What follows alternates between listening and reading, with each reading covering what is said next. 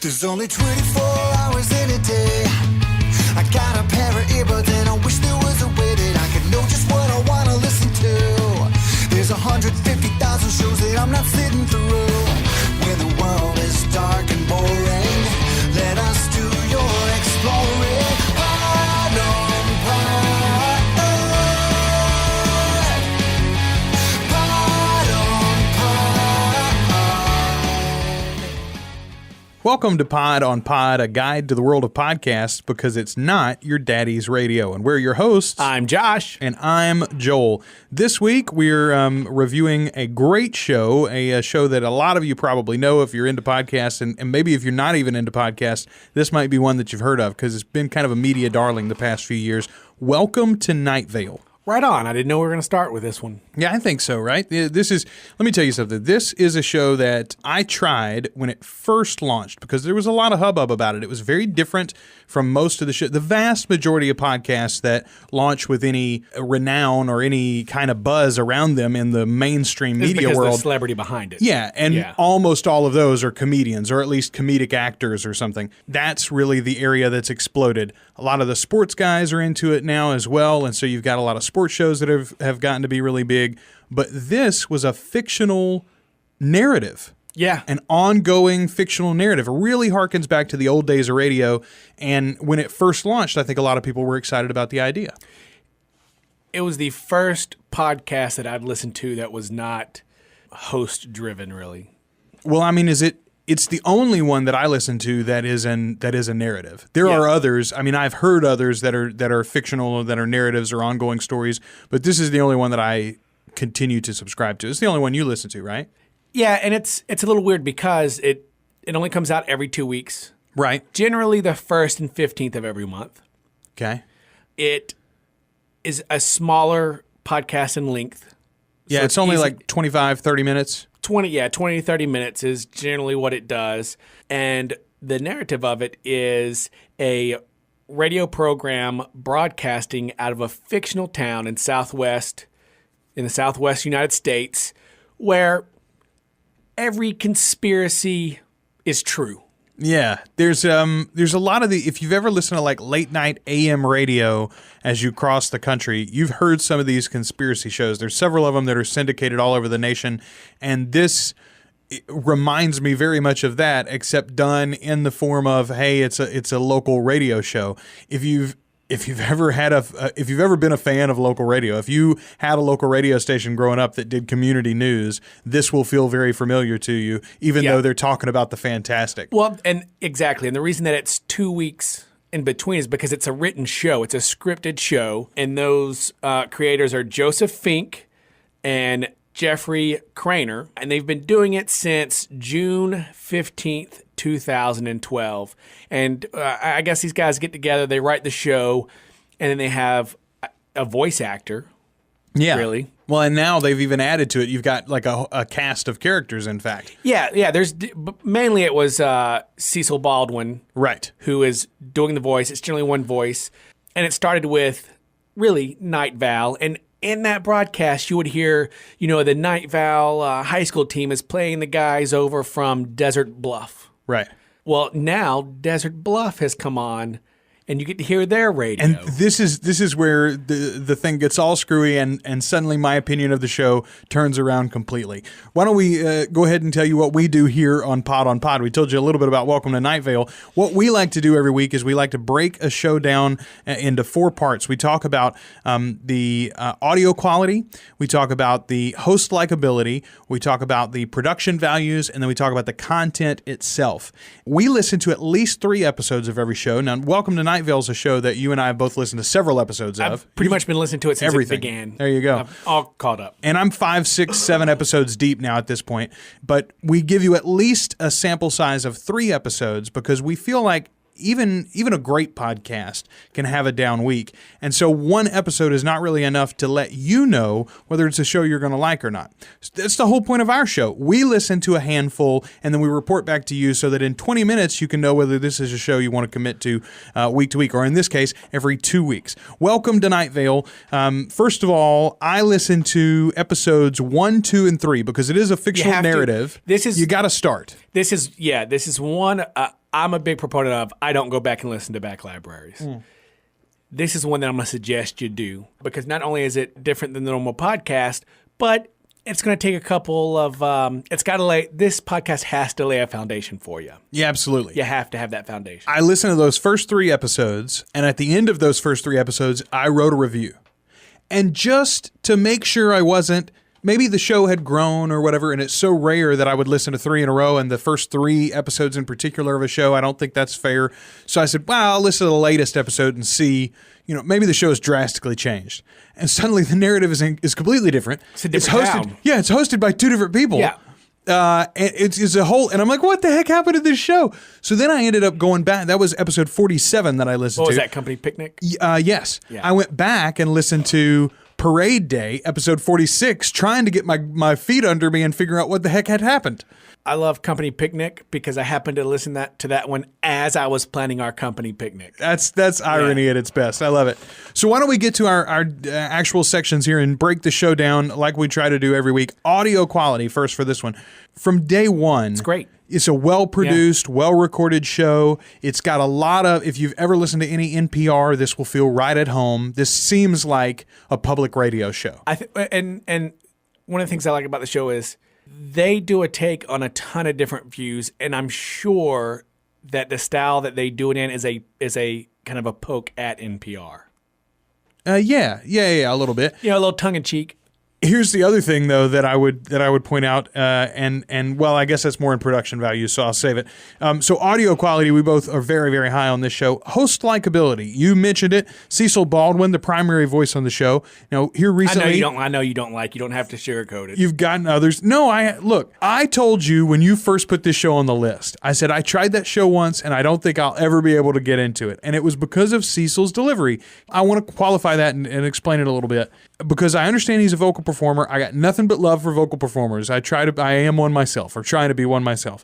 I didn't like the lack of life in his delivery. To me, it was so dry, so level. I understood what he was going for. I just didn't think it was successful. At least it wasn't to me. I think it's exactly because I view this completely as a performance. The writing, everything. Right. It's a show. I don't think that it's necessarily written for opinions or views. I think it's written to entertain. And through that entertainment, they're going to get, a lot of like tongue-in-cheek stuff out there. So if they think's funny, they're going to show, how ridiculous some things are when it's taken to the extreme. But that's the character he needed to play. Like I view in my head, whenever I'm listening to this show, I view the host, the narrator of it, as the creepy tall man from the Phantasm movies. That's how I picture this guy. That's fair enough. It fits perfect. I could see that a little bit, I guess. Here's the thing, though. So I listened to the first 3, and then I got to episode 47. 2 new hosts. It's 2 people from the town next Desert Bluff. Yeah, Desert Bluffs or whatever. The greater Desert Bluffs area. Yeah. They've got a whole lot of life. They're very, expressive. But it's pretty ominous behind why they're so. Yes, absolutely. No, absolutely. It's way over the top, and it's like they're playing characters for a reason, and it's different than Cecil for a reason. Here's the thing, though. I go back to listen to episode 46 to try to get my ground, and Cecil, to me, sounds more expressive than he has been in the past. And part of that, I think, is because of the storyline. He's doing this. There's a point at which he's giving a code to the audience while he's telling them a different thing. Like there's literally like there's a tapped out code under the message or something. And I don't know. Maybe it's just where you go in the storyline, and as you said, maybe it's about laying a foundation and then he could build to different levels or something. But I do feel like the show has grown over its however many episodes now. They've been on a couple of years? Since June 2012. So or only July 2012. Yeah, so almost 2 years now. They've done some live shows. I think they've learned a lot. They're right at like 52 episodes. Yeah, I think that's about right. They've changed a lot as they've gone along the way. So that takes us to production values. The fact that you love this show as much as you do, when they use music under voices as often as they do. Because this is a radio play, man. That's exactly what it is. And every show, every play needs its music. It needs its lights. It needs the costume that goes along with it. It's just so melodramatic, though. Yeah, because it has to be. That's the nature of the show. I almost feel like I could use a little less of the musical underpinnings. Dude, this is the show that Lydia from Beetlejuice would be listening to fanatically. Yeah, that's probably true. That's true. My favorite thing about the production of this show is the fact that they say, "And now for the weather," and then they go to a song. And it's a band. Yeah, it's just a band. And in their credits, the weather this week was brought to you by with the Shins or whatever. It's not the Shins. The weather report is always music. Yes. And it's just every episode has a weather report. I also seem to notice, and maybe this is just me, but the first 3 episodes at least, the songs seem to have some sort of weather influence. That's not true on the most recent episodes. Correct. They gave that up at some point. I thought that was brilliant, though. I think that's a really good take on it. A lot of podcasts, ours included, feature music. We like to feature, fresh artists. That's a cool thing to do, but also it's a good way to get your show out there. And I'm sure that's what Nightvale was thinking of in the beginning. Now they got a gigantic backlog because they're the most popular podcast on iTunes. What about the content itself? The story itself. You're much deeper into it than I am. I really like how it's written. I like. So you remember the handsome scientist. Yes. Right? With the impossibly coiffed hair. Yeah. And just his breakdown over episode from episode. Or whenever they mentioned, what's the Boy Scout troop? I don't know. It's not, maybe it's Demon Scouts, maybe, or anyway, they mention it and then they actually go to a ceremony. Or the cat that's just floating in the lavatory. I like the old lady who lives in your house. Yeah, or something like that. Yeah. That kind of brings us, I guess, to we're going to get to our favorite moment in a minute because there's a perfect one for me. But to me, I thought the story itself was pretty entertaining. It's humorous. I've actually read. I told you this. I'm not listening to the show necessarily every episode, but there are. And I think transcripts. Almost all of them are unofficial, but there are transcripts online. You could just read it like a story. And I've done that a lot. Yeah. I like that better because it takes out, I can imagine it. And to me, my production in my head is almost better than what they could do. You can't read and drive at the same time. That's very, very true.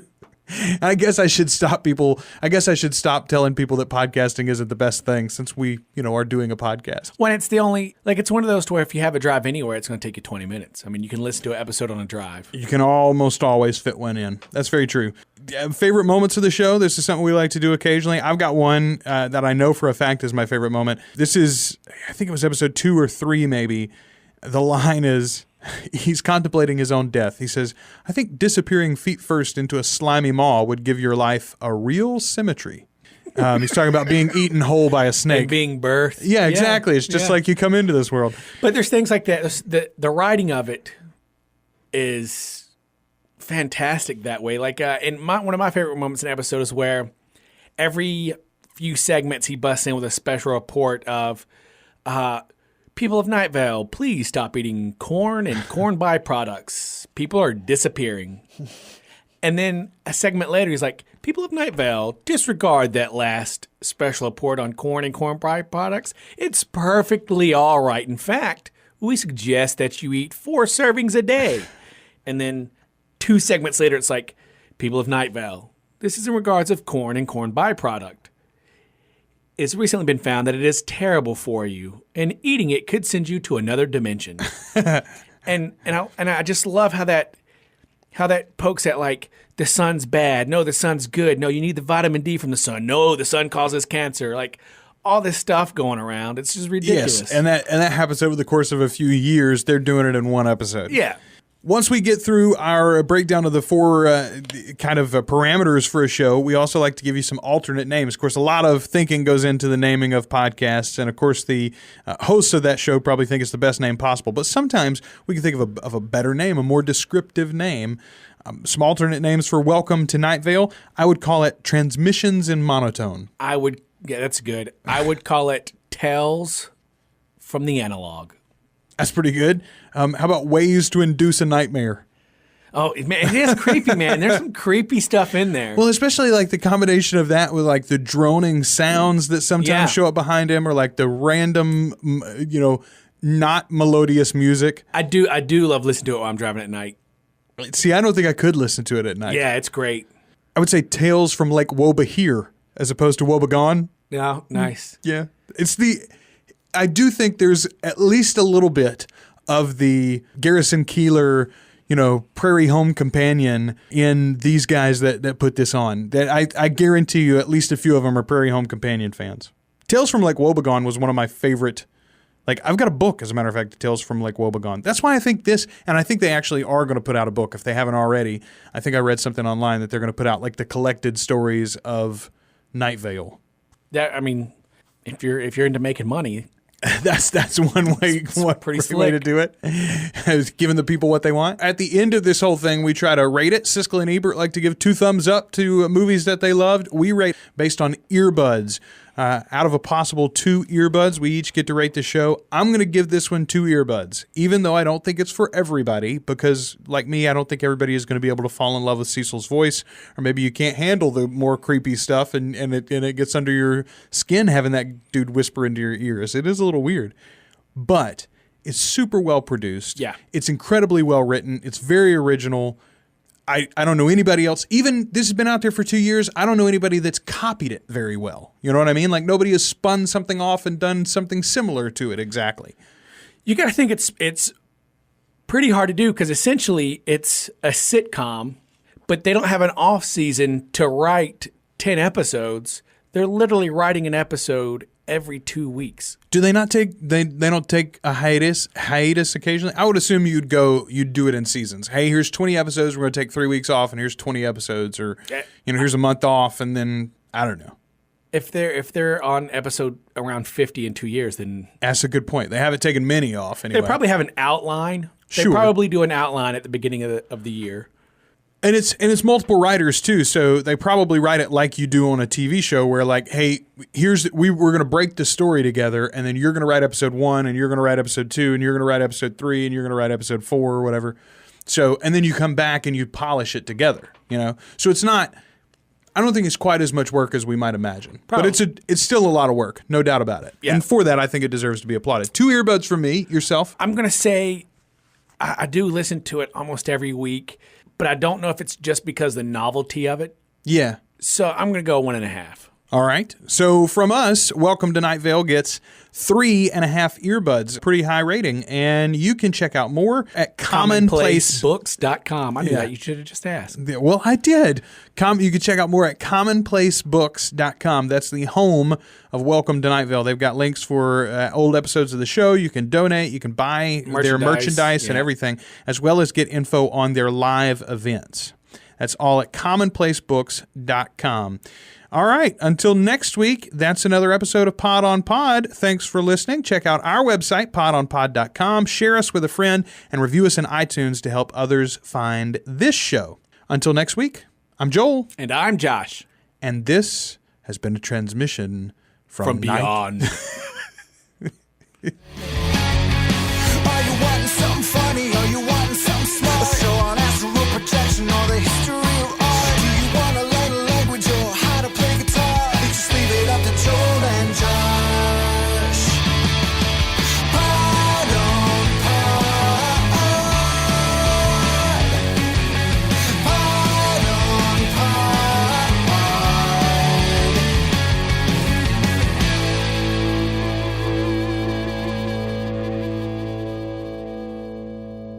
Pod on Pod on Pod is a proud member of the Procast Network, a ProCreate production. ProCreate is a community of artists in film, music, the digital arts, and fine arts that helps connect and collaborate on projects. You can find out more at www.teamprocreate.com. For more great podcasts from the Procast Network, try Movie Buzzed. Join your host, Zach, every episode on the Movie Buzzed podcast for good friends, a good movie, and a great buzz. The Pod on Pod theme song is written and performed by Adam Dale. Find his music in iTunes and more information about him on our website. Our musical guest this week is Waith, and you can find more information about them in the description.